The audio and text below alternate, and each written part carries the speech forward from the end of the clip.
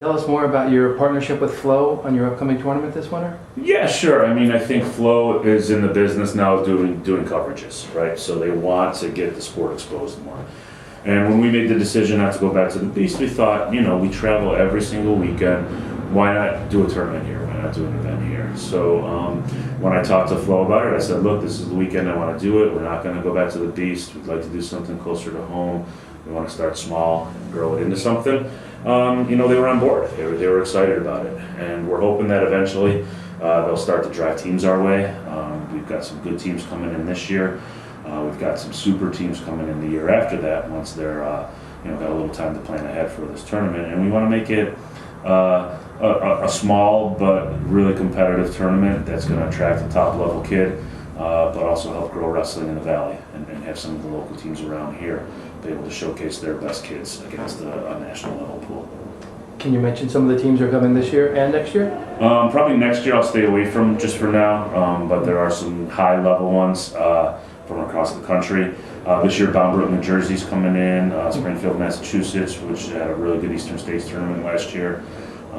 We've got a lot of good local teams, Wyoming Valley West, Line Mountain.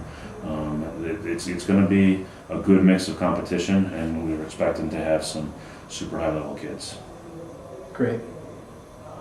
What's your biggest asset as a coach? Probably my ability to communicate.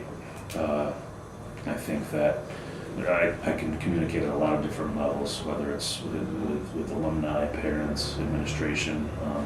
We make good use of the internet and make good use of social media. And then one-on-one communication with kids, being able to talk to them about their decision to come to SEM. It really starts a relationship right here. And then when they're here, just having them understand the boarding school aspects of life, just being able to be someone that they can approach and communicate when they need to. What's your proudest moment at SEM? Proudest moment at SEM?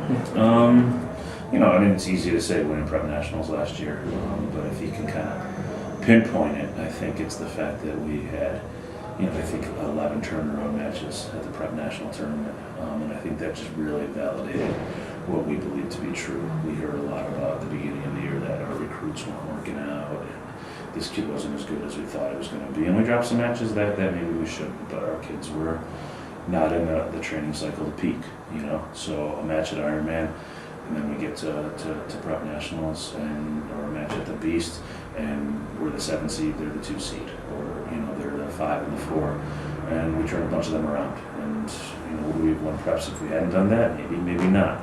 But I think that, like I said, validated, makes the kids believe even more in the system that we're doing. No one likes to lose. No one likes to lose early, no question about it. But when they see the finished product, when Chris Weiler's pinning a guy in the semis that he lost to at the Beast, Trent Olson's pinning a guy in the quarters that he lost to at the Beast, I think they start to understand that it works, and that's kind of a problem anytime you can get something you believe validated.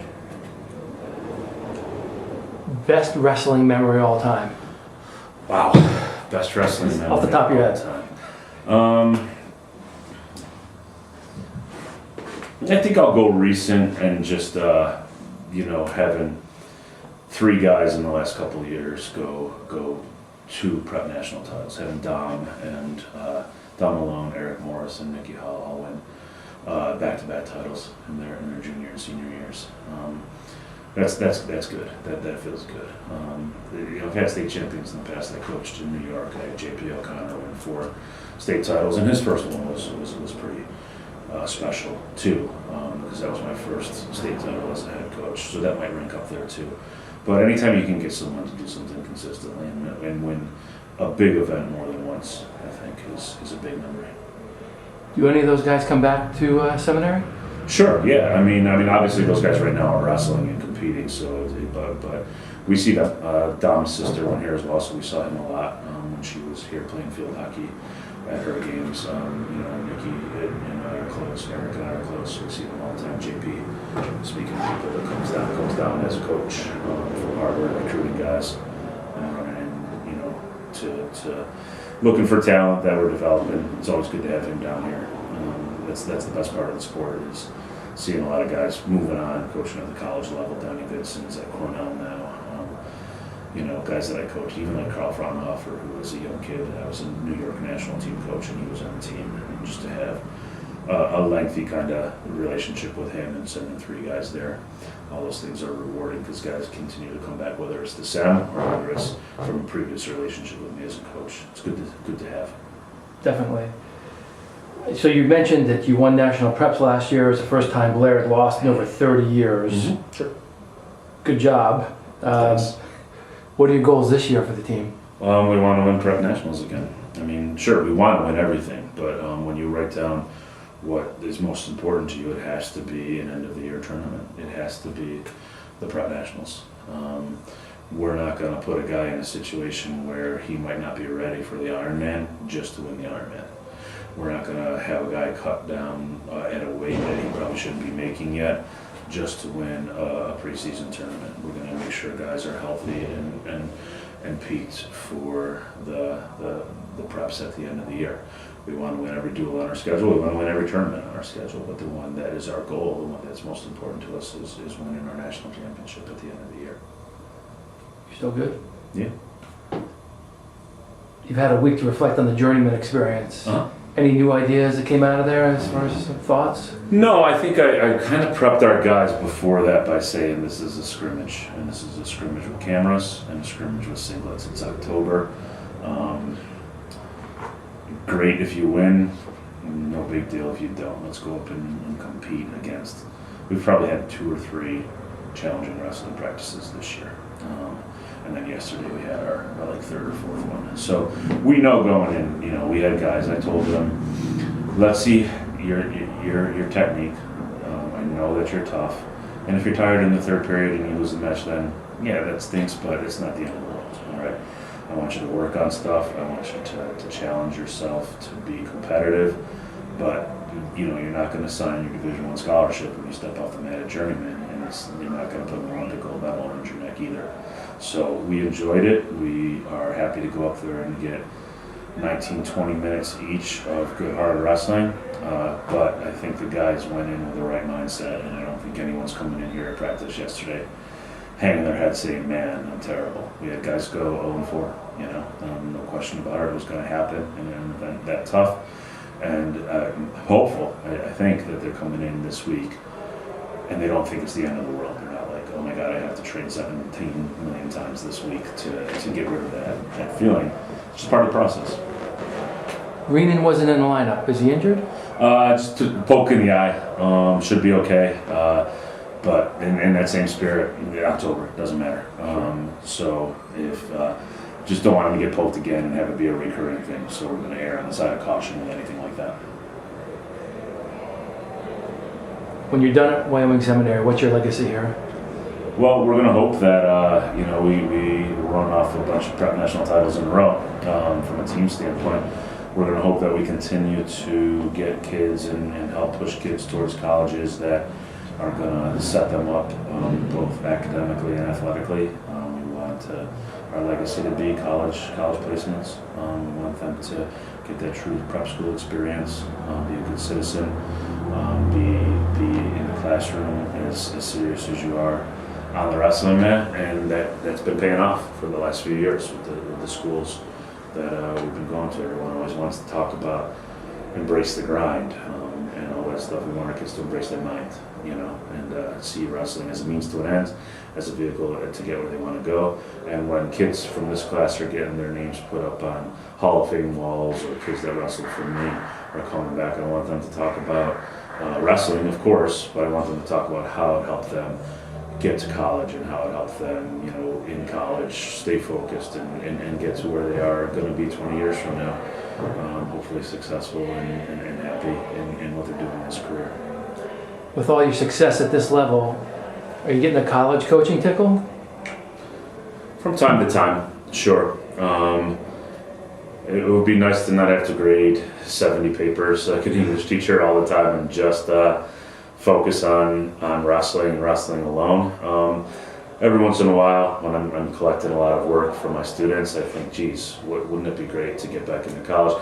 But then I remembered how much of college is minutia like that too, like sitting on travel sites, booking hotels, and all the paperwork that goes with that too.